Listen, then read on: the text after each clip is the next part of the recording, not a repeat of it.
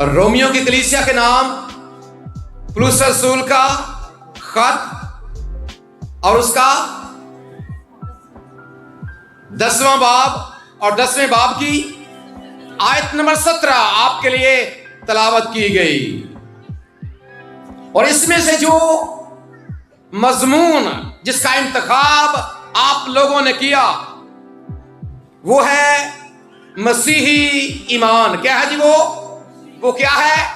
मसीही सिर्फ ईमान नहीं बल्कि मसीही ईमान। और आज हम थोड़ी देर के लिए इस बात पर गौर करेंगे कि खुदा अपने पाक कलाम के इस हिस्से, इस किताब और खास तौर पर इस आयत में से जो हमारा ईमान है और जिसका इकरार हम अपनी हर इबादत में भी करते हैं।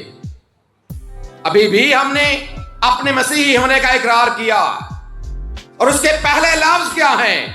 मैं ईमान रखता हूं। सो इसका मतलब यह है कि हम सब ईमान रखते हैं। ईमान रखते हैं तभी तो हम खुदा के घर में आए, तभी तो हमने ये सारा अरेंजमेंट किया, तभी ये सारा हमने इंतजाम किया है क्योंकि हम ईमान रखते हैं। लेकिन आज थोड़ी देर के लिए गौर करेंगे कि क्या हमारा ईमान वाकई ईमान भी है कि नहीं। वाकई हमारा ईमान उस मयार के ऊपर पूरा उतरता है कि नहीं जो मयार हमारे सामने खुदा का पाक कलाम रखता। और जब हम इसी बात को अपने सामने रखते हुए, वैसे तो सारे का सारा खुदा का पाक कलाम इंतहाई अहम, लेकिन जब आप मसीही ईमान की बात करते हैं या मसीही ईमान के नकात की बात करते हैं या बाइबल मुकद्दस के सारे पैगाम की बात करते हैं, वैसे तो पैदाइश से लेकर मुकाशबा तक हमारा इस बात पर ईमान है कि ये खुदा का जिंदगी बख्श पाक कलाम है। ये हमारे जिंदा खुदा का जिंदा कलाम, और इसको सुनने की बदौलत हमारे अंदर ईमान पैदा होता है। तो भी कुछ किताबें ऐसी हैं जो वाकई कुछ नकात को लेकर हमारी खास तौर पर रहनुमाई करती। और ये बात याद रखें, जब आप मुख्तलिफ मुफस्सिरीन को पढ़ते हैं तो उनके मुताबिक मसीही ईमान को समझने के लिए जो सबसे जरूरी किताब है, या आप ये कह सकते हैं the most important book of the Bible, यानी किताबे मुकद्दस में जो सबसे अहम किताब है वो कौन सी है? अब बतौर ईमानदार यकीनन हमारा इस बात पर ईमान भी है और होना भी चाहिए कि सारी की सारी किताबें बड़ी अहम हैं। पैदाइश की बात कर लें वो अपनी जगह पर अहम है, खरूज की बात कर लें वो अपनी जगह पर अहम है, मत्ती की बात कर लें वो अपनी जगह पर अहम है, मरकस की बात कर लें वो अपनी जगह पर अहम है, मुकाशवा की बात कर लें वो अपनी जगह पर अहम है। लेकिन ये बात याद रखें, जब हम बाइबल मुकद्दस के सारे पैगाम और सारे इल्हाम को समझने के लिए पाक कलाम की जानिब जाते हैं तो बाइबल के माहिर लोगों की ये राय है कि अगर आप बाइबल मुकद्दस के खुदा को समझना चाहते हैं, अगर आप उसके हकीकी पैगाम को समझना चाहते हैं, तो फिर जरूरी है आप रोमियो का खत पढ़ें। कौन सा खत जी? रोमियो का खत जो मुकद्दस पौलुस रसूल ने लिखा। ये मसीही ईमान को समझने के लिए, ये किताबे मुकद्दस के पैगाम को समझने के लिए, ये बाइबल के खुदा को समझने के लिए, उसके इकलौते बेटे खुदावंद यीशु मसीह को समझने के लिए और उस मिशन को समझने के लिए कि वो अपने आसमानी तख्त को छोड़कर जब वो जमीन के ऊपर आ गया, अगर आप इसके बारे में सीखना चाहते हैं और जामे तौर पर पढ़ना चाहते हैं तो आप सिर्फ एक किताब मुकद्दस पौलुस रसूल का खत जो रोमियो की कलीसिया के नाम लिखा गया है, अगर आप इसको बगौर पढ़ लेंगे तो आप मसीही ईमान को भी समझ जाएंगे, आप खुदा को भी समझ जाएंगे, आप उसके इकलौते बेटे को भी समझ जाएंगे और उसके पाक कलाम से भी आपकी वाकफियत हो जाएगी। इसी बात को लेकर बाइबल के माहिर लोग ये कहते हैं कि बाइबल मुकद्दस की जो सबसे अहम तरीन किताब है इस मामले में वो कोई और नहीं, वो रोमियो का खत है जो मुकद्दस पौलुस रसूल ने तहरीर किया है। और इसी बिना पर हमें इस बात का भी पता है कि जब हम मसीही ईमान की बात करते हैं या खुदावंद यीशु मसीह की बात करते हैं, एक और बात नोट कर लें कि ये जो खत है इसे छोटी इंजील भी कहा जाता या इसे पांचवी इंजील भी कहा जाता है। और खुदा का बंदा जेपी फिलिप ये बयान करता है कि असल में जो रोमियो का खत है ये मुकद्दस पौलुस रसूल की इंजील है। और अंजील के बारे में आप जानते हैं कि अंजील असल में क्या होती है। अंजील का मतलब यह है कि खुदा ने दुनिया से ऐसी मोहब्बत रखी कि उसने अपना इकलौता बेटा बख्श दिया ताकि जो कोई उस पर ईमान लाए वो हलाक ना हो बल्कि हमेशा की ये वो खुशखबरी है। और हमें इस बात का भी पता है कि जब खुदा यीशु मसीह की पैदाइश हुई तो फरिश्ते ने पैगाम दिया था गडरियों को। क्या पैगाम था कि देखो मैं आज तुम्हें बड़ी खुशी की बशारत देता हूं जो किसके लिए होगी, सारी उम्मत के लिए होगी, कि आज दाऊद के शहर में तुम्हारे लिए एक मुनज्जी पैदा हुआ है। यानी इसका मतलब यह है कि जो अंजील जिसका लुग़वी मतलब खुशखबरी है और खुशखबरी का मतलब यह है खुदावंद यीशु मसीह के बारे में लोगों को बताया जाए, उसकी पैदाइश के बारे में, उसकी जिंदगी के बारे में, उसकी तालीमात के बारे में और सबसे बढ़कर उसकी कफारा बख्श मौत के हवाले से दुनिया के सामने इस बात को रखा जाए।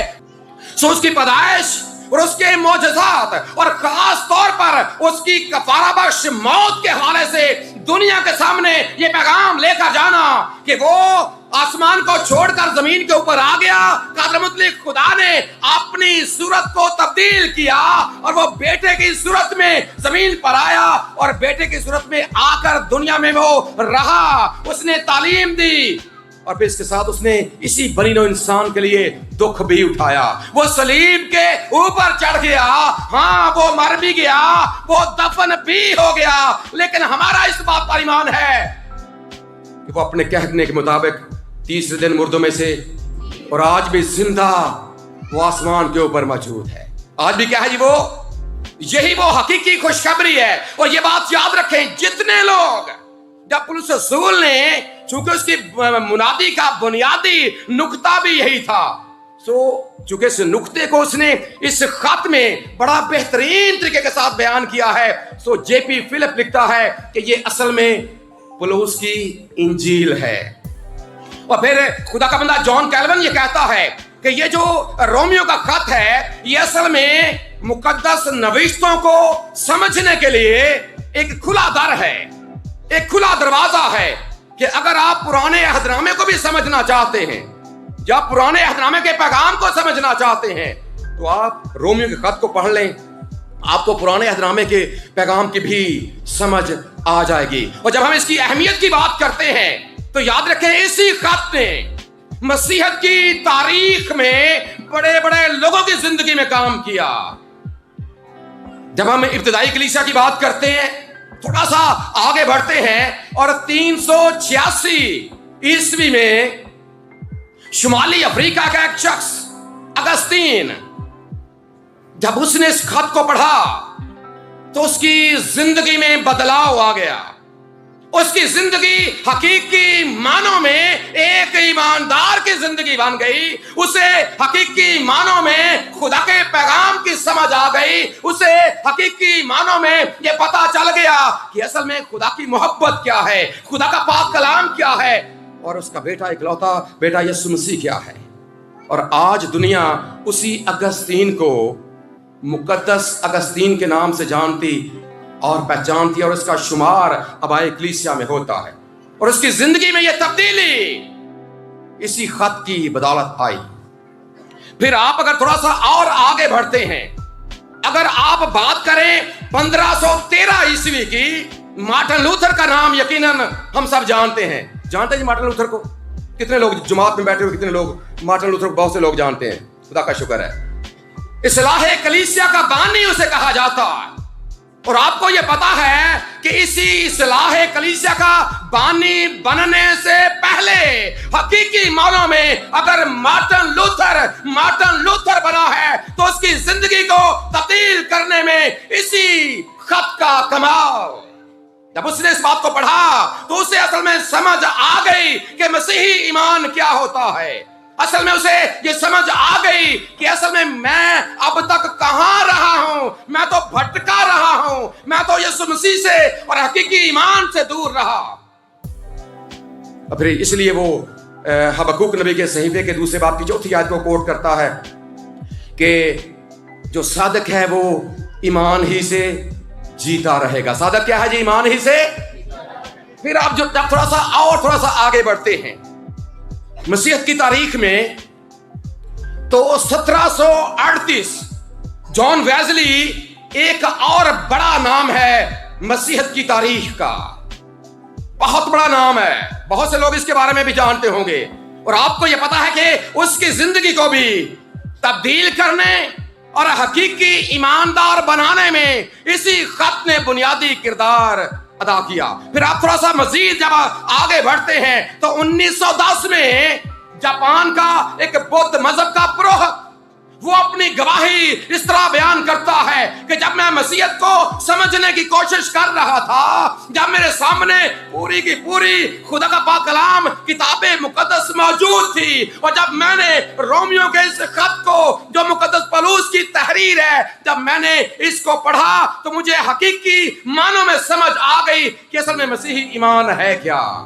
اس کا مطلب یہ ہے کہ اگر بڑے بڑے لوگوں کی زندگی میں خدا نے کام کیا ہے، اگر بڑے بڑے لوگوں کی زندگیاں اس خط کے وسیلے سے تبدیل ہوئی ہیں، تو آج شام یقیناً شرط یہ ہے کہ اگر آج آپ دل سے پیغام کو سنیں گے، اگر آج آپ دل سے اس کو قبول کریں گے، تو آپ میں سے بھی حقیقی معنوں میں حقیقی مسیحی ایماندار بن کر اپنے گھروں کو واپس لوٹیں گے۔ لیکن شرط یہ ہے کہ پاک کلام کے لیے آپ کے دل کے دروازے کھلے ہوں، شرط یہ ہے کہ آپ کا ذہن قبول کرنے کے لیے تیار۔ اگر تیار ہیں تو واقعی آپ کی زندگی میں بھی آپ ایماندار تو ہیں، لیکن اس پیغام کے بعد یقیناً آپ حقیقی مسیحی ایماندار بنیں گے، چونکہ اگر اور لوگوں کی زندگی میں اسی خط نے کام کیا ہے، اگر آپ نے بھی اسی کتاب کا اور آپ نے بھی اسی میں سے ایک آیت کا انتخاب کیا ہے، تو خدا چاہتا ہے کہ آج یہاں پر بھی حقیقی معنوں میں لوگ مسیحی ایماندار بنے۔ اور یاد رکھیں اسی بنا پر، چونکہ جتنے لوگ خوشخبری کے بارے میں زیادہ بیان کرتے ہیں، اور آپ کو یہ بھی پتا ہونا چاہیے کہ پرانے عہد نامے کی بھی ایک کتاب کو انجیل کہا جاتا ہے، ہو سکتا ہے کسی کو پتا ہو، کچھ لوگ جانتے ہوں گے جی، یسایہ نبی کے صحیفے کو اور مقدس یسایہ کو بھی 5واں انجیل نویس کہتے ہیں۔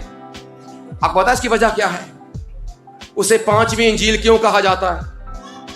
اس نے سب سے زیادہ پیشن گوئیاں کی ہیں خداوند یسوع مسیح کی ذات کے حوالے سے، اس کی پیدائش کے حوالے سے، اس کی زندگی کے حوالے سے، اس کے معجزات کے حوالے سے، اس کی کفارہ بخش موت کے حوالے سے سب سے زیادہ اس نے بیان کیا ہے۔ اور آپ کو یہ بھی پتا ہونا چاہیے کہ انبیاء میں جو مقام ہے مقدس یسایہ کا، مفسرین اس کے بارے میں کہتے ہیں کہ وہ طائران نبوت کا شاہین ہے، یعنی کہ اگر باقی انبیاء کو ہم سب کو پرندے سمجھیں تو پرندوں میں جو مقدس یسایہ کا مقام ہے وہ شاہین کا ہے۔ اور شاہین کا آپ کو پتا ہے یہ ایک ایسا پرندہ ہے جس کی پرواز سب سے بلند ہوتی ہے، اور اس کے پیچھے وجہ یہ ہے کہ اس نے خداوند یسوع مسیح کے بارے میں سب سے زیادہ بیان کیا ہے۔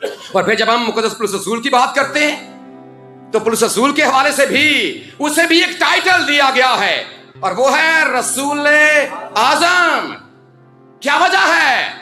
बाकी भी रसूल हैं, लेकिन इसे रसूल आजम का टाइटल क्यों दिया गया? ये बात याद रखें, इसलिए कि मुकद्दस यशायाह की तरह इसने भी सबसे ज्यादा मेरे और आपके खुदावंद के बारे में बयान किया है। और इस बात को भी नोट कर ले, हम जितने ज्यादा यीशु मसीह के करीब जाएंगे, जितना उसके बारे में दुनिया को बताएंगे, हमारा मर्तबा भी अगर यशायाह ताराने नबूवत का शाहीन बन सकता है, अगर रसूल आजम बन सकता है, तो ये बात याद रखें, जब आप भी उसके बारे में दुनिया के सामने खुशखबरी लेकर जाएंगे, अपने ईमान को हकीकी मानों में दुनिया के सामने साबित करेंगे, तो आपका मर्तबा भी यकीनन कम नहीं होगा। बल्कि पाक कलाम में लिखा है कि जितनों ने उसे कबूल किया, उसने उन्हें खुदा के फर्जंद बनने का हक बख्शा। और इससे बड़ा एजाज क्या हो सकता है कि आप अपने खुदा को क्या कहते हैं? ऐ हमारे बाप। आयत की तरफ आते हैं। पस ईमान क्या होता है जी? पस ईमान सुनने से पैदा होता। ईमान के लिए काम करना बड़ा जरूरी। अगर आप भी ये चाहते हैं कि आपके अंदर ईमान पैदा हो, और इस बात को भी याद रखें, जब हम लफ्ज ईमान की बात करते हैं, लफ्ज ईमान क्या है? ये किस चीज का नाम है? किसी को पता है जी ईमान असल में क्या होता है? ईमान क्या होता है? अनदेखी, आमतौर पर लोग इसी तारीफ को जो इब्रानियों का मुसन्निफ लिखता है कि ईमान जो है वो अनदेखी चीजों का सबूत है, अनदेखी चीजों का। लेकिन लुग़वी तौर पर जब हम बात करते हैं तो ये असल में इत्तेकाद का नाम है, ये असल में तवक्कुल का नाम है, ये असल में आपके अंदर मौजूद एक जज्बे का नाम। लुग़वी तौर पर ये एक जज्बा है, लुग़वी तौर पर ये एक एतमाद है। और याद रखें, ये एतमाद, जब तक आपका एतमाद, जब आप इसको पढ़ते हैं तो इसका एक मतलब ये भी है कि इंसान के दिल के अंदर जमा हुआ उसका अकीदा। लुगत के एतबार से इंसान के दिल के अंदर जो एक अकीदा जम चुका है, एक घर कर चुका है, असल में वही उसका ईमान है। और जब आप 26वां ज़बूर पढ़ते हैं, उसकी पहली आयत, तो वहां पर लिखा है कि मैंने, खुदा का बंदा ज़बूर नवीस ये कहता है कि मैंने खुदावंद पर बेलग़ज़िश तवक्कुल किया। बेलग़ज़िश, इस बात को याद रखें, जब हम ईमान की बात करते हैं ना, तो ईमान का मतलब है कि आपके अंदर जमा हुआ। ईमान का मतलब यह है कि बेलग़ज़िश, एक ऐसा ईमान जो लड़खड़ाता नहीं है, एक ऐसा ईमान जो डामाडोल नहीं होता, एक ऐसा जज्बा कि दुनिया के तूफान उसके साथ टकराते हैं, ईमान को कुछ भी नहीं होता, और दुनिया के तूफान या इब्लीस की तरफ से भेजे गए तूफान वो उसके साथ टकरा कर चकनाचूर हो जाते हैं। और आज हमने ये देखना है कि क्या वाकई, और जब ये लिखा गया, जब ये कहा गया कि पास ईमान सुनने से, तो सवाल पैदा होता है कि ईमान कहां से लें? ऐसा जज्बा हम कहां से लें? क्या जरिया है? याद रखें, इसका जरिया सिर्फ और सिर्फ एक बात कि चूंकि हम बात कर रहे हैं मसीही ईमान की, ईमान भी चूंकि दो तरह का है। एक वो है जो वैसे ईमान की अगर बात करें, दुनिया में जितने भी मज़ाहब हैं, तकरीबन इस वक्त दुनिया में 10,000 से ज़ायद मज़ाहब हैं। 10,000 से कितने जी? 10,000 से जो रजिस्टर्ड मज़ाहब की तादाद है वो 10,000 से ज़ायद है। और मैं हैरान रह गया पिछले दिनों जब मैं इस पर तहकीक कर रहा था, जब मैंने अपनी पहली किताब लिखी थी 2022 में, उस वक्त तकरीबन 4,500 थे, और मैंने अपनी उस बुक में मेंशन भी किया है। लेकिन अब पिछले दिनों जब मैंने एक वीडियो चैनल के सिलसिले में बनानी थी, मैं परेशान हो गया था कि इस कदर मज़ाहब की तादाद बढ़ती जा रही। ये बात याद रखें, हर मजहब का जो पैरोकार है उसका एक अपना ईमान भी है। हर मजहब का जो पैरोकार है उसका अपना वो भी अपने आप को ईमानदार कहते हैं। और इस बात को याद रखें, अगर आप भी अपने बारे में ये सोचते हैं कि मैं भी ईमानदार हूं, सिर्फ अपने आप को ईमानदार कह देना ये काफी नहीं है। महज ईमान ये काफी नहीं है। وہ تو ہر کسی کا ہے، جو کسی بھی مذہب کا پیروکار ہے وہ اس کا ایمان ہے. لیکن اصل بات یہ ہے، ہم بات کر رہے ہیں مسیحی ایمان کی. کس ایمان کی جی؟ وہ جذبہ جو کتاب مقدس کے مطابق ہے، وہ اعتقاد جو بائبل مقدس کے مطابق ہے، اور اس کا ایک ذریعہ خدا نے رکھا ہے، اور ذریعہ ہے پس ایمان. کہاں سے؟ سننا مسیح کے. پس ایمان پہلی بات. دوسرا سننا. کیا کرنا جی؟ اور جو لفظ سننا ہے یہ بھی محض سننا نہیں ہے، اس بات کو یاد رکھنا ہے آپ نے. جو لفظ سننا ہے، جب آپ اس کو اصل متن میں جا کر پڑھتے ہیں تو اس کا مطلب محض سننا نہیں ہے. اس کا مطلب یہ ہے کہ سن کر آگے سے آپ نے کوئی ری ایکشن دینا. جس طرح اگر ہم اہل یہود کی بات کریں تو جو ان کا کلمہ ہے نا، جو ان کا کلمہ ہے، میں بھی کچھ لوگ جانتے ہوں کہ اسرائیلیوں کا کلمہ کیا ہے. اگر آپ استثناء کی کتاب کا 6واں باب پڑھتے ہیں، اس کی 4تھی آیت، وہاں پر لکھا ہے سن اسرائیل. اگر آپ اس کو عبرانی میں پڑھیں گے، شما اسرائیلو ادونائی الوہینو ادونائی احد. سن اسرائیل، خدا ہمارا خدا ایک ہی خدا، ایک خدا. یہ ان کا ایمان ہے. اور جب ہم لفظ شما کی بات کرتے ہیں، سن، یہاں پر بھی وہی ہے. ایمان سننے سے پیدا ہوتا ہے، لیکن یہ سننا محض سننا نہیں ہے. اسرائیلی کیا کہتے تھے کہ اگر آپ نے سنا ہے کہ ہمارا ایک ہی خدا ہے تو پھر اپنے عمل سے ثابت بھی کرنا ہے کہ آپ باقی ایک خدا کو مانتے ہیں. سن کر اس کا کوئی ری ایکشن دینا، اس کا کوئی رد عمل دینا محض سننا نہیں ہے. اس بات کو ذہن میں آپ نے لے کر جانا ہے. محض سننا نہیں، سن کر کوئی ری ایکشن. اور آپ کو پتا سائنس کا ایک اصول ہے کہ ہر عمل کا ایک رد عمل بھی ہوتا ہے. ہر عمل کا کیا ہوتا ہے جی؟ ایک رد عمل. اور اگر آپ پاک کلام سنتے ہیں، یاد رکھیں اگر ابھی تک آپ کے اندر مسیحی ایمان نہیں ہے، اس کا مطلب یہ ہے کہ آپ سنتے تو ہیں لیکن صرف سنتے ہی ہیں. اور جس کے بارے میں کئی بار یہ بھی کہا جاتا ہے کہ سن سن کے سن ہو جانا. سن کے سمجھتے ہیں سن ہو جانا. سن کے بیٹی بڑا ہنس رہی ہے، اس کو سمجھ آ گئی ہے. سن کے سن ہو جانا، یہ سن ہونا نہیں ہے. سننا ہے اگر آپ نے پاک کلام اور جس بھی موضوع پر آپ نے سنا ہے، اگر آپ نے اس کا کبھی رد عمل نہیں دیا، اگر سن کر اس کے اوپر عمل نہیں کیا، اپنے عمل سے ثابت نہیں کیا. اور اس لیے خدا کا بندہ یعقوب لکھتا ہے اپنے خط میں کہ جو مردہ ایمان ہے کسی کام کا نہیں ہے. مردہ ایمان کیا ہے جی؟ وہ مردہ ایمان کسی کام کا نہیں ہے. اگر آپ سنتے ہیں تو آپ نے ایمان سے ثابت بھی کرنا ہے. اگر آپ واقعی یہ کہتے ہیں کہ میں ایماندار ہوں اور میں ایک مسیحی بھی ہوں اور پاک کلام کو بھی سنتے ہیں، لیکن اگر آپ اپنے عمل سے ثابت ہی نہیں کرتے، اگر آپ کا با عمل ایمان نہیں ہے، اگر آپ نے ایمان کی، آج ہم ان اقسام پر نہیں جائیں گے جو ایمان کی اقسام ہیں، اگر آپ سن کر ثابت نہیں کر پائے نا ابھی تک اپنے ایمان کو، تو اس کا مطلب یہ ہے کہ آپ کا ایمان اصل میں ایمان نہیں ہے. مسیحی ایمان آپ کا نہیں ہے اگر ابھی تک آپ نے اپنے عمل سے ثابت نہیں کیا. بس ایمان سننے سے، اور سننا یہ خدا نے آپ کو ایک بڑی اہم حص دی ہے. حواس خمسہ کے بارے میں بہت سے لوگ جانتے ہوں گے. حواس خمسہ جانتے ہیں جی؟ 5 سینسز کون سی ہے؟ دیکھنا، سننا، چکھنا، چھونا، اور کیا ہے؟ 5 ہے جی. اور آپ کو یہ پتا ہے ان میں سب سے جو اہم ترین ہے نا وہ آپ کا دیکھنا ہے. اہم ترین آپ کا دیکھنا یہ اہم ترین حصہ ہے. اور اس کے بعد جو تیز ترین حصہ ہے، تیز ترین، وہ آپ کا سننا.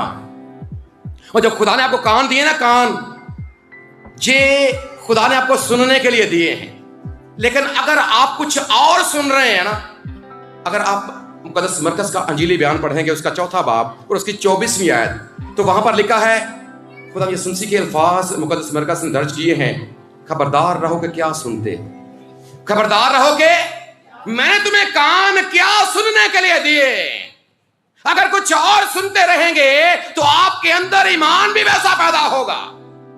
اور یہ کان یاد رکھیں انتہائی اہم حصہ ہے. اور جب آپ اس کے اعضاء پر غور کرتے ہیں جو اس کے اندر خدا نے خوبیاں رکھی ہیں، آواز ٹکراتی ہے آپ کے کانوں کے ساتھ. یہ سوراخ کے ذریعے سے جب اندر جاتی ہے نا، آگے خدا نے 3 ہڈیاں، اور یہ انسانی جسم کی سب سے چھوٹی ہڈیاں ہیں، 3 ہڈیاں ہیں، یہ آپس میں ٹکراتی ہیں آواز سننے کے بعد. اور جب یہ آپس میں ٹکراتی ہیں نا، ایک ارتعاش پیدا ہوتی ہے. آگے خدا نے تھوڑا سا لیکوڈ رکھا ہے، لیکوڈ ہے. پھر یہ اس کے اوپر جب یہ آواز اس کے اوپر ارتعاش کی صورت میں جاتی ہے، لہروں کی صورت میں جاتی ہے، تو اس کے اوپر لہریں پیدا ہوتی ہیں. جس طرح آپ پانی میں پتھر پھینکتے ہیں، اس کے اوپر کبھی نوٹ کیا آپ نے؟ جب آپ پتھر پھینکتے ہیں نا تو چاروں طرف لہریں. جی کبھی نوٹ کیا آپ نے؟ لہریں پیدا. یہ بالکل آپ کے کان کا سسٹم وہی ہے.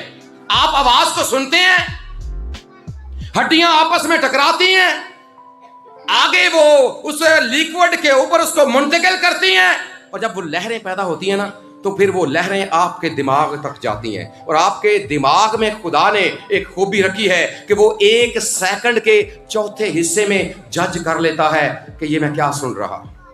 جی میں 1 سیکنڈ کا چوتھا حصہ کہ میں کیا سن رہا ہوں. یہ بات یاد رکھیں، جب آپ کہیں باہر نکلتے ہیں، سفر کرتے ہیں، کسی وین میں ہیں یا کسی اور بس میں ہے، بہت کچھ سننے کو ملتا، بہت کچھ سننے کو ملتا ہے. آج کل موبائل بھی ہے، آج کل اور بہت ساری ایسی چیزیں ہیں جو آپ سنتے ہیں، ٹیلی ویژن پر دیکھتے ہیں، سنتے بھی ہیں. سنتے ہیں کہ نہیں سنتے؟ جی سنتے ہیں.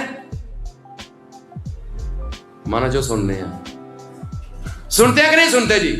اور جو کچھ میں سنتے ہیں، جو کچھ آپ سنتے ہیں، وہ یاد رکھیں وہ چیزیں آپ کے ایمان کو خراب کرنے کے لیے، وہ آپ کو اصل ٹارگٹ سے ہٹا رہی ہیں. اگر آپ کی توجہ صرف انہی کی طرف ہے، ایک کلیہ آج آپ کو دے کر جا رہا.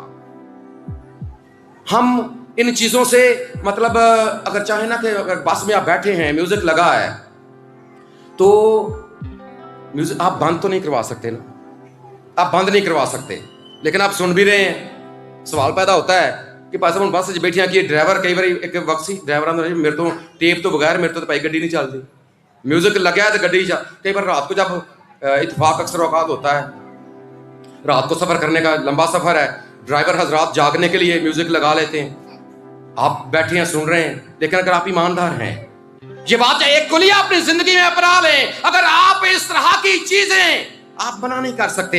گلی میں جا رہے ہیں، بازار میں جا رہے ہیں، مارکیٹ میں جا رہے ہیں، یہ چیزیں سننے کو ملتی ہیں، بہت کچھ سننے کو ملتا ہے، لیکن اس کے لیے ایک کلیہ ہے، وہ یہ کہ ایک کان سے سنیں اور دوسرے سے، ایک کان سے سنیں اور دوسرے سے نکال دیں. کیونکہ ایک اور بات، یہی خدا کا بندہ مارٹن لوتھر لکھتا ہے اپنی کتاب میں کہ آپ پرندوں کو، فضا میں پرندے اڑتے ہیں، فضا میں پرندے کیا ہوتا ہے جی؟ اڑتے ہیں. آپ نے منع نہیں کر سکتے کہ وہ نہ اڑیں. کیوں جی؟ یہ ہمارے بس میں ہے نہیں، ہے ہمارے بس میں. آپ پرندوں کو منع، لیکن یہ آپ کے بس میں ضرور ہے کہ وہ آپ کے سر کے اوپر گھونسلہ نہ بنا دیں. کیوں بچوں؟ یہ آپ کے بس میں ہے، اڑنے سے آپ منع نہیں کر سکتے، لیکن یہ آپ کے بس میں ضرور ہے. دیکھیے آپ میوزک بند نہیں کروا سکتے، لیکن یہ تو آپ کے اختیار میں ہے نا کہ آپ ایک کان سے سنیں اور دوسرے سے. لیکن جب یہ آج پر آپ غور کے پاس ایمان سننے سے پیدا ہوتا ہے، جب بھی کبھی آپ پاک کلام سنتے ہیں، آپ چاہے پیدائش میں سے سن لیں، آپ خروج میں سے سن لیں، آپ استثناء میں سے سن لیں، آپ یساع میں سے سن لیں، آپ متی میں سے سن لیں، آپ مرکز میں سے سن لیں، کسی خط میں سن لیں، کسی مکاشفہ کی کتاب میں سے سن لیں، لیکن ایک کلیہ ساتھ لے کر جائیں کہ جب بھی آپ پاک کلام سنتے ہیں، دونوں کانوں سے سنیں اور اپنے ذہن اور اپنے دل کے اندر اسے محفوظ کر لیں. اور جب یہی کلام آپ کے اندر محفوظ ہو جائے گا تو یاد رکھیں یہی ایمان کے پیدا ہونے کا باعث بنے گا. پس ایمان سننے سے.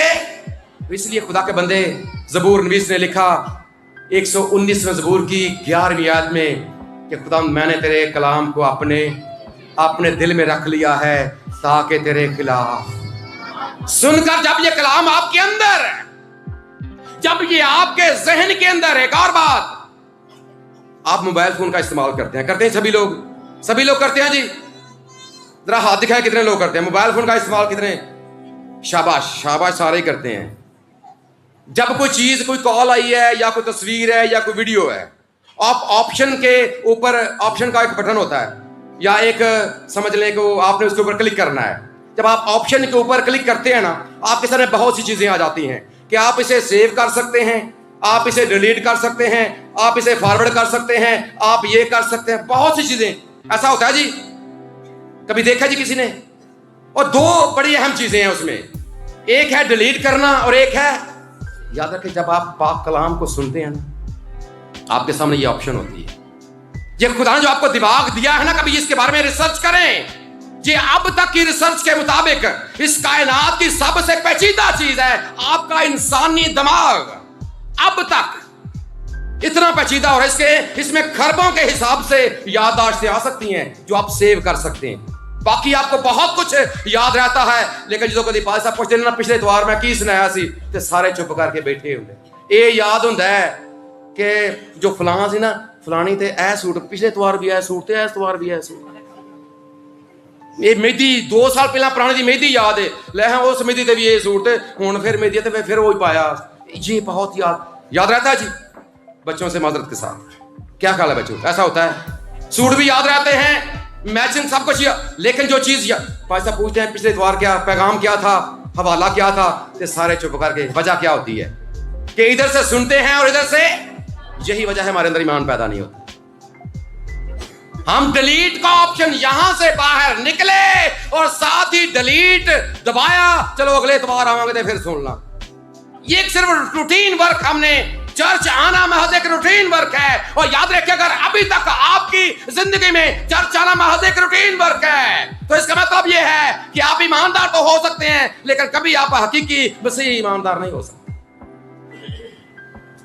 और हकीकी मसीही ईमानदार आपने बनना जरूर है जब आप पाक कलाम सुनते हैं। सेव का बटन दबाएं, जब सेव दबाएंगे तो ये आपके जहन के अंदर महफूज हो जाएगा, और जब महफूज हो जाएगा, जब कभी फर्ज करें आपने सुना है कि मैंने चोरी नहीं करनी, अगर बाहर निकलते हैं, कलाम सेव है आपके जहन के अंदर, दिल के अंदर, चोरी का मौका बन गया है, आप कीमती से कीमती चीज को भी लात मार देंगे। इसलिए आपको पता याद आ जाएगा कि मैंने पाक कलाम में से सुना है कि तू चोरी ना करना। ये अमल है जो आपने साबित करना है अगर आप पाक कलाम को सुनते हैं। पास ईमान कहां से आता है? सुनने से। और सुनना फिर कहां से?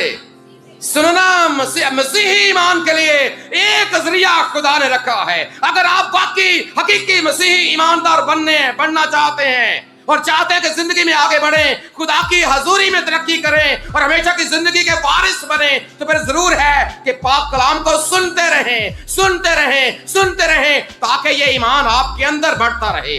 और फिर एक और अहम बात है ईमान के बारे में कि ये कहीं से मिलता नहीं है, ये पैदा होता है। क्या होता है जी? ये क्या सामने लिखा है आपने? ईमान क्या होता है? और एक और बात, जो चीज पैदा होती है ना, वो जानदार होती है। कोई भी चीज, किसी भी चीज के ऊपर आप गौर कर लें, कोई भी चीज जिसके ऊपर जो जानदार है, जो पैदा होती है, कोई भी, चाहे आप इंसान के बच्चों की बात कर लें, आप परिंदों के बच्चों की बात कर लें, आप जानवरों के बच्चों की बात कर लें, या कोई भी जानदार है, कोई भी जानवर है, जो पैदा होते हैं वो क्या होते हैं? जिंदा होते हैं जी। उनके अंदर जान होती है। उनके अंदर क्या होता है जी? जो चीज पैदा होती है ना, उसके अंदर, दरख्तों की बात कर लें, वो भी पैदा, उनके अंदर भी जान है। ये अलग बात है कि हम गौर नहीं करते, लेकिन उनके अंदर भी क्या है जी? उनके अंदर जब ये पैदा होता है ना, तो इसका मतलब क्या है कि जो मसीही ईमान है, मसीही ईमान जब पैदा होता है ना, तो इसका एक मतलब ये भी है कि ये भी एक जानदार चीज है। क्या चीज है जी? ये कौन सी चीज है? आपका मच्छर भी बैठा कर रहा है मुझे। ये भी एक जानदार चीज है, और जब ये जानदार है, याद रखें, ये पैदा तो होता है आपके अंदर, लेकिन जब ये बढ़ता नहीं है, अगर आप इसे फलने फूलने का मौका ही नहीं देते। कई बार, एक बार यसुमसी ने एक तमसील सुनाई। अगर आप मत्ती रसूल का इंजील बयान उसका 13वां बाब पढ़ते हैं, तो उसमें बीज बोने वाले की तमसील है। बड़ी दफा सुनी होगी, पैगाम भी यकीनन आपने सुना होगा। कलाम का बीज जब बोया जाता है ना, लोग इसे मुख्तलिफ तरीकों से कबूल करते हैं। अगर वक्ती कबूल करते हैं, पौधा निकलता है, जड़ से खत्म हो जाता है, राह के किनारे गिरता है, परिंदे उचक जाते हैं, झाड़ियों में गिरता है, वो पथरीली जमीन में जड़ नहीं होती, जल्दी खत्म हो जाता है। और जब ये ईमान पैदा होता है, तो इसका मतलब ये है कि इसको महफूज रखने की जरूरत होती है। एक बार आपने सुना, आपके अंदर ईमान पैदा हो गया, तो फिर जरूर ये है कि आप दोबारा से और सुने और पाक कलाम सुने।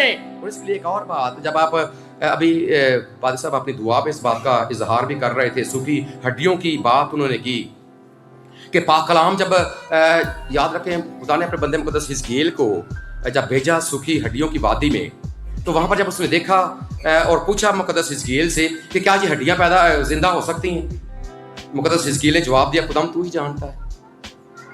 खुदा ने एक काम करने के लिए कहा था। क्या करने के लिए? नबूवत का। क्या कर पहली बार नबूवत हुई। और नबूवत से मुराद क्या है? नबूवत से मुराद ये है, देखिए अगर बतौर इंसान देखे ना तो लोग इस जेल को पता नहीं देखकर क्या कहते कि ये बेवकूफ बंदा है, हड्डियां सामने हैं और ये खुदा का कलाम बयान कर रहा है। लेकिन ये बात याद रखें, जो खुदा का पाक कलाम है ये जिंदा है और ये सूखी हड्डियों को भी जिंदा करने की कुदरत रखता है। जब पाक कलाम किया गया, पहली बार किया, हड्डियां इकट्ठी होनी शुरू हो गई। फिर खुदा ने कहा फिर कर, और खुदा ने जब कहा तीसरी, क्या हुआ? फिर उनके अंदर जान भी आ गई। क्या हुआ उनके अंदर? ये पाक कलाम की कुदरत है। जब ये आपके अंदर ईमान पैदा करता है, ईमान बढ़ता है और बढ़ना चाहता है। खुदा भी चाहता है कि आपके अंदर ईमान बढ़े। खुदा चाहता है कि आपके अंदर ईमान बढ़े, लेकिन उसके लिए रोज बरोज हर रोज अपने खुदा के साथ रब्ता जरूरी है। खुदा के घर में जाना जरूरी है, पाक कलाम का और पढ़ना जरूरी है, खुदा से दुआ करना जरूरी है, ताकि जो ईमान आपके अंदर पैदा हुआ है कहीं ऐसा ना हो कि कोई परिंदा उचक कर ले जाए, कहीं ऐसा ना हो कि झाड़ियां दबा ले, कहीं ऐसा ना हो कि पथरीली जो जमीन है वो इसको जड़ ना पकड़ने दे। जब आप अपने दिल के अंदर महफूज करें तो कोशिश करें, खुदा से ये फजल मांगे कि खुदावंद मेरे दिल की जमीन को इस तौर से तैयार कर ताकि जब तेरे पाक कलाम का बीज उसके ऊपर गिरे तो ये उगे बढ़े और फल लाए, उगे बढ़े और फलदार मसीही जिंदगी खुदा आपसे भी चाहता। जरा आज शाम जरूर अपनी जिंदगी पर गौर करें। कभी आपने साबित किया है? अगर आपने मिक्सर या खिचड़ी बना रखी है तो भी आज शाम आप आज अपनी जिंदगी पर गौर कर लें। कई बार होता क्या है, एक पाल साहब पुराने वक्तां दी गल किसी पिंड गए, दरवाजे भी घट वादी होंदे सन उदों लोगों के। पाल साहब ने बाहरों आवाज लानी शुरू कर दी, भैन जी भाई जी, और करद्या जनाब पाल साहब अंदर चले गए। उन्होंने अंदर वेख्या भैन हरी अगली कोठड़ी च बड़े सन, दीवा बालिया सी। पाल साहब भी आवाज दे दिंदे, पता है पाल साहब भी की होंदे ने, घर दे फर्द होंदे ने, पता ही पाल साहब जेह्ड़े। सो जो भैनों ने वेख्या हो पाल साहब आ गए ने, परेशान भी हो गया कि मैं ते आख्या पता की अगों, पाल साहब जी बाले शादी में चेलियां ते यसुम सी आते था। बाले शादी में चेलियां ते यसुम सी की है। कई बार हमारी जिंदगी में ये भी मिलावट वाला, ये याद रखें, हमारा खुदा खालिस, उसका इकलौता बेटा खालिस, उसका पाक कलाम खालिस, और खुदा ये चाहता है कि हमारा जो ईमान, जो मसीही ईमान है वो भी खालिस ईमान हो, तभी याद रखे जाकर आप हमेशा की जिंदगी के वारिस बनेंगे। अगर आपके ईमान के अंदर भी मिलावट है, अगर अभी तक आप भी खालिस कलाम से या मसीही ईमान से दूर हैं, तो आज शाम खुदा आपकी जिंदगी को खालिस बनाना चाहता है, खालिस मसीही ईमान आपको देना चाहता है। जरूर अपनी जिंदगी के शब रोज पर गौर करें। और अगर एक और बात कि अगर आपका ईमान, आप कहते तो हैं कि मैं ईमान रखता हूं खुदा का कादिर मुतलक बाप पर, अगर आपका ईमान आपको बुराई से रोक नहीं पाता, जिंदगी में आपको कोई मौका मिल गया है गुनाह करने का, ज़िना करने का मौका मिल गया, चोरी करने का मौका मिल गया, बुतप्रस्ती करने का मौका मिल गया, हरामकारी करने का मौका मिल गया, नशा करने का मौका मिल गया, झूठ बोलने का मौका मिल गया, लालच, न जाने कितने गुनाह हैं, अगर आपको मौका मिल जाता है, चर्च में आप कहते हैं कि मैं ईमान रखता हूं, और अगर फिर वो कर जाते हैं तो चर्च में आकर मैं ईमान रखता हूं और उधर चोरी भी जारी है, उधर नशा भी जारी है, उधर लड़ाई झगड़ा भी जारी है, उधर गाली गलौच भी जारी है, उधर बुतप्रस्ती भी जारी है, उधर जादू टूना भी जारी है, उधर ये सारे मामला चल रहे हैं। अगर ऐसा भी ईमान है तो आज शाम आपको अपने ईमान पर गौर करने की जरूरत है। वो आपका ईमान तो है लेकिन मसीही ईमान नहीं। बस ईमान सुनने से, ये दुनिया के किसी मार्केट में अवेलेबल नहीं है। کسی دکان پر آپ کبھی ظاہر بات ہے آپ اپنے گاؤں کی بات کر لیں, اپنے مین روڈ کی بات کر لیں, جو آپ کے قریبی شہر ہیں آواز آباد کی بات کر لیں, گجرانوالہ کی بات کر لیں, بڑے سے بڑے پلازے آپ نے دیکھے ہوں گے. اور جو لوگ ہوتے ہیں نا, جو دکانداروں نے لکھا ہوتا ہے کہ ہمارے پاس کیا کیا چیز دستیاب ہے. کہیں پر کبھی آپ نے پڑھا ہے کہ یہاں سے ایمان بھی ملتا ہے, یہاں سے کیا ملتا ہے جی, وگرنہ آپ خرید لیتے, وگرنہ کیا ہوتا جی. اس لیے خدا نے صرف ایک ذریعہ رکھا ہے اور وہ ہے اس کا, وہ کیا ہے اس کا, بس ایمان سننے سے پیدا ہوتا ہے. اور سننا کہاں سے, سننا مسیح کے. آج شام اپنی زندگی کو خالص ہونے کے لیے اس کی سپردگی میں دے دیں. اور کئی بار ہم یہ بھی سوچتے ہیں کہ شاید اب ہماری زندگی میں اتنی ملاوٹ ہو چکی ہے کہ اب ہماری زندگی تو خالص ہو ہی نہیں سکتی. اتنے گناہ ہم نے زندگی میں کر لیے ہیں کہ بچپن سے لے کر آج تک گناہ پر گناہ. اب ہم تو اس لائق ہی نہیں ہیں کہ اب مسیحی بن سکیں یا دوبارہ سے مسیحی ایماندار بن سکیں. ایک اور بات کہ ابلیس کا یاد رکھیں, یہ ایک بہت بڑا ہتھ کنڈا ہے. وہ انسان کے دل کے اندر اس بات کو ڈالتا ہے کہ اب تو اس لائق نہیں رہا کہ پھر سے ایماندار بن سکے, سو واپس جانے کی ضرورت نہیں ہے. مصرف بیٹا بھی جب چلا گیا تھا نا, اس نے بھی اپنے دل میں سوچا کہ اب میں اس لائق نہیں رہا کہ دوبارہ سے اپنے گھر میں جا کر باپ کا بیٹا کہلا سکوں, تو بھی اس نے واپسی کا فیصلہ کر لیا. ابلیس چاہتا ہے کہ آپ واپس نہ لوٹیں. ابلیس چاہتا ہے کہ آپ گناہوں کی دال میں غرق رہیں. ابلیس چاہتا ہے کہ اگر آپ نشے باز ہیں تو نشے میں غرق رہیں, اگر آپ حرام کار ہیں تو حرام کار بنے رہیں, جھوٹے ہیں جھوٹے بنے رہیں, فریبی ہیں فریبی بنے رہیں, بت پرست ہیں بت پرستی میں غرق رہیں. یہ خدا سے دور ہیں تو آپ اسی گناہ میں رہیں, لیکن خدا چاہتا ہے کہ آپ واپس لوٹیں. اور اگر آپ کے گناہ بھی آپ شام اگر آپ یہ سوچتے ہیں کہ میرے گناہ بھی بہت زیادہ ہیں, جس طرح زبور 19 نے لکھا 38ویں زبور میں کہ میرے سر تو لنگے میرے سب گناہ ایڈے پارے ہوئے ربا چکے جا دینا. اگر آج شام آج بھی یہ محسوس کرتے ہیں کہ میرے بھی گناہ بہت زیادہ ہیں, آج اس بات کو ساتھ لے کر جائیں کہ ابھی امید باقی ہے. ابھی بھی خدا یسوع مسیح کی باہیں صلیب کے اوپر آپ کے لیے کھلی. ابھی بھی اس کا جو لہت بہتا خون ہے وہ آپ کے لیے تازہ. لیکن شرط یہ ہے کہ آپ اسے قبول کریں. اگر آپ کے گناہوں کی تعداد لاکھوں میں ہے, اگر آپ کے گناہوں کی تعداد کروڑوں میں ہے, یہ بات یاد رکھیں, اس کے خون کا صرف ایک قطرہ آپ کے کروڑوں اور آپ کے اربوں گناہوں کو دھونے کے لیے کافی. شرط قبول کرنے کی ہے. پس ایمان سننے سے پیدا ہوتا ہے, اور سننا اس نے جو لٹکا ہوا ڈاکو ہے سلیب کے یسوع مسیح کی سلیب کے ساتھ رہا, اس کی زندگی پر بھی غور کریں. اس کے پاس موقع بھی نہیں تھا, اس نے اس دیے گئے وقت سے فائدہ اٹھایا. جب اس نے یہ محسوس کر لیا کہ جو ہمارے ساتھ لٹکا ہوا ہے اس کی ذات میں کوئی گناہ نہیں ہے, یہ تو دنیا کا گناہ اٹھا کر لے کر جا رہا ہے, اس نے کہا اے خداوند جب تو اپنی بادشاہی میں آئے تو مجھے یاد کرنا. اس نے کوئی کام نہیں کیا, خداوند کہہ کر صرف اپنے ایمان کا اظہار اس کی ذات کے اوپر کیا ہے کہ تو میرا خداوند ہے. اور خداوند کا مطلب ہے مالک. آج شام اگر آپ بھی اسے اپنا خداوند تسلیم کرتے ہیں, اگر آج شام آج بھی اس کلام کو سننے کے بعد آپ کے اندر بھی ایمان پیدا ہوا ہے, اپنے گناہوں کو اس کی صلیب کے نیچے لے کر آ جائیں اور کہیں خداوند میں خود سے کچھ نہیں کر سکتا, لیکن میں تیرا شکر ادا کرتا ہوں تیرے اکلوتے بیٹے کے لیے, اس کے بہتے لہو کے لیے جو میرے گناہوں کو دھونے کے لیے. میرے خداوند میرے گناہوں کو دھو ڈال اور مجھے اپنے بیٹے کے طور پر اور اپنی بیٹی کے طور پر تو آج شام مجھے قبول کر لے. وہ یقیناً مصرف بیٹے کے طور پر بحال ہو گیا تھا, آپ بھی یقیناً بحال ہو جائیں گے. شرط واپس آنے کی ہے, شرط قبول کرنے کی ہے, اور شرط اس کے اس پاک کلام کے حصے کو بس ایمان سننے سے پیدا ہوتا ہے. اور سننا, سو آج شام اس آیت کو اپنے ساتھ لے کر جائیں. कभी मत भूलें कि आपका खुदा आपसे प्यार करता है।